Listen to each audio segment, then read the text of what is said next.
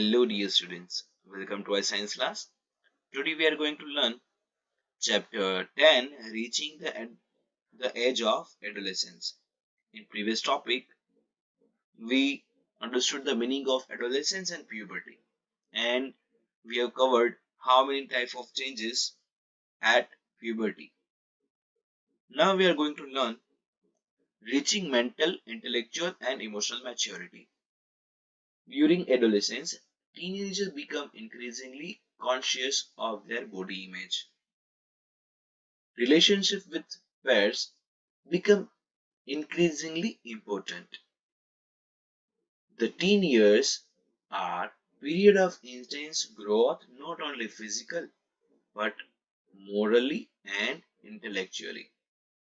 Teenagers became increasingly independent. इस as के ऊपर हमारे बॉडी में बहुत सारे चेंजेस देखने को मिलते हैं और उसके साथ साथ हमारा मेंटल इंटेलेक्चुअल स्टेट भी इंक्रीज होता है, हमारे मोरल्स बढ़ते हैं।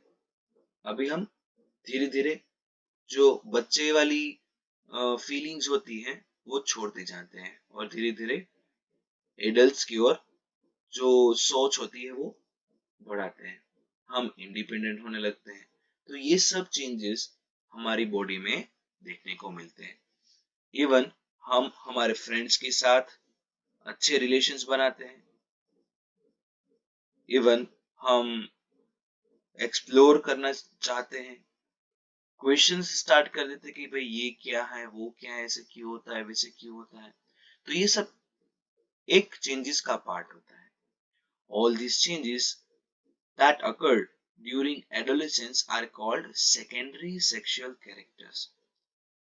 These secondary sexual characters help to distinguish a male from a female.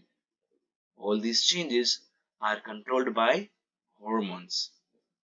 ये सभी चेंजेस हमारे बॉडी में हार्मोन कंट्रोल करता है। Hormones are chemicals that are secreted by glands of the human endocrine system. Okay, तो ये सब बॉडी में चेंजेस, बच्चे में से कोई भी एडल्ट बनना है तो ये सब हार्मोन्स का काम होता है और जो कि हमारी बॉडी के केमिकल्स होते हैं और वो एक पर्टिकुलर ग्लैंड से सेक्रेट होते हैं। तो चलो उसको लर्न करते हैं, ये ग्लैंड कौन कौन सी होती है। ओके, तो जब भी हमारी एज हो जाएगी तो हम एडल्ट से ओल्ड एज बन जाते हैं। ओके, हमने वो तो सीख लिया कि भाई एडल्ट्स कैसे बनते हैं, लेकिन एडल्ट्स में से ओल्ड भी बनना है, राइट। अभी हम पढ़ते हैं ग्लैंड्स के बारे में। The human endocrine system. A gland is group of cells that produces and secretes enzymes or hormones. तो यहाँ पे आप अलग अलग बॉडी में प्रेजेंट ग्लैंड को देख सकते हो। ओके, जो कि अलग अलग काम करती है। ओके, सो यहाँ पे जनरल मेल एंड फीमेल के दोनों ग्लैंड्स दिए हुए हैं। चलो देखते हैं। फर्स्ट जो ग्लैंड है एंडोस्क्रीन ग्लैंड एंड एक्सोस्क्रीन ग्लैंड। जो ये फर्स्ट है वो एक्सोस्क्राइन ग्लैंड है, जो सेकेंड वाली है एंडोस्क्राइन ग्लैंड होती है। तो किसको एक्सोस्क्राइन बोलेंगे और किसको एंडोस्क्राइन बोलेंगे। कि जो ग्लैंड सेक्रेशन रिलीज करेगी with the help of duct at a specific place. Okay, जैसे कि ये हमारी सिलेवरी ग्लैंड है जिसमें से सलाइवा रिलीज होता है, वो एक पर्टिकुलर डक्ट मींस एक पर्टिकुलर जगह पे ही ओपन होती है, उसको हम क्या बोलते हैं, एक्सोस्क्राइन ग्लैंड। ओके, अभी हम पढ़ते हैं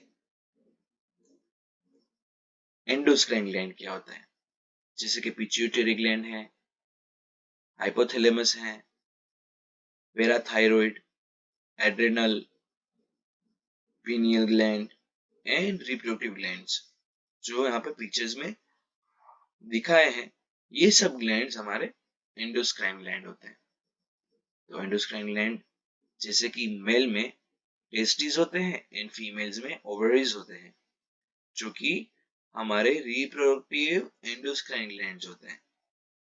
गर्ल एंड बॉय में ये दोनों ग्लैंड्स ही रिस्पॉन्सिबल होते हैं अलग अलग हार्मोनल सेक्रेशन के लिए, कि जो फीमेल एंड मेल के अंदर बॉडी चेंजेस लाते हैं।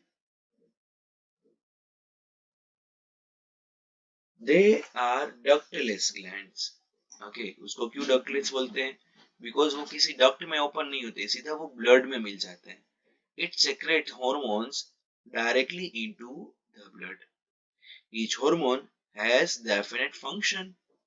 तो सभी हॉर्मोन्स का अलग अलग फंक्शन होता है। जैसे कि ओवरीज की बात करें कि जो फीमेल हार्मोन सेक्रेट करता है, एंड टेस्टिकल्स होते हैं जो मेल हार्मोन्स रिलीज करता है।